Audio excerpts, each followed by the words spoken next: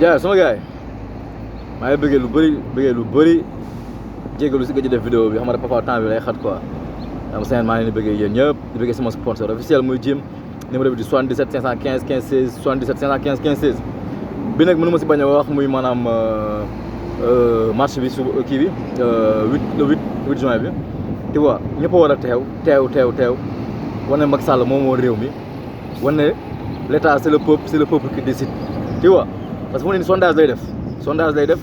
bu nooyee rek day def troisième mandat bi moom sax moom man yàgg naa ko wax troisième mandat bi yàgg naa ko wax nee naa moom Macky Sall il n'a pas le choix tubaab bi ñoo ko albët même su bëggoon reculer du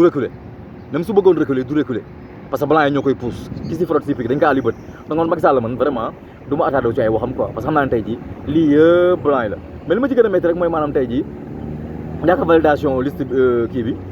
jël titulaire yi teg leen fële indi suppléants yi ne moom lay indi tu vois loolu yëpp ñu xam nañ ñu muy demee parce que xam nañ tey jii bu ñëwee sur le terrain 5-8 bu bëri see dañ koy daan su football see dañ koy dóor donc lenn la mën a def mooy porté xam nga nawetaan kuy tax nawetaan li ñu naan nawetaan porté maanaam tey jii équipe bi kii football joueur bi footballoon na fële wala papier bi baaxul Macky Sall loolu lay def may porté si porté la yaakaar parce que bu ñëwee sur le terrain day dee xam na ni c'est cuit donc lii lay def pour jéem a indi affaire nu muy mujjee nag yàlla xam mais li ma bëgg mooy gars yi génn def ni waa Mali génn toog wan ne ko lii du fi jàll Sénégal ñoo ko moom Macky Sall moom Sénégal loolu lay xaar ci Sénégalais yi suba na ñëpp génn dem tey jii bu ñu ootee ay football gars yi ñëw dem naan ay xaw ma leen Sénégal faut être derrière l'équipe mais lii c'est plus important que seen football yii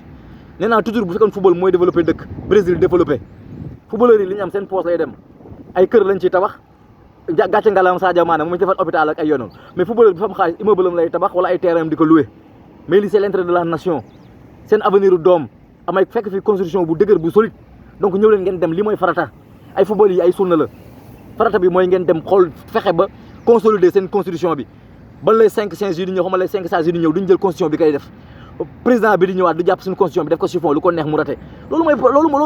mooy farata bi mais ku mu toog naan ay politique moom ñëpp ay am Sonko du ñu génn loo affaire Sonko lu muy défendre pour yéen ça c'est pour le peuple sénégalais pour ñëpp la c'est pour le futur du Sénégal donc dem leen ñu le 8 ñu marche ñu validé liste yi Macky Sall la ñëw bëri par force bàyyi ay porté sur le papier ak yooyu noonu parfois damay xool Sénégal damay am envie jooy jël policiers yi tamit ne tombez pas dans le piège ak militaires yi yokkal leen ku nekk 25000 ay 30000 ngeen naan vous êtes bien traité jàpp ëllëg pour ëllëg ñu préparé leen bu émeute amee ngeen jàpp seen i frère di leen dóor ndax ay 25000 ak ay 30000 réfléchissez lii c'est pas gratuit donc loolu laa ma lu may wax suba gars yi dañu dem wane massivement ne l'état c'est nous ñoo yor kaddu bi quoi maa ngi jéggi fekkee kaddu dafa dëng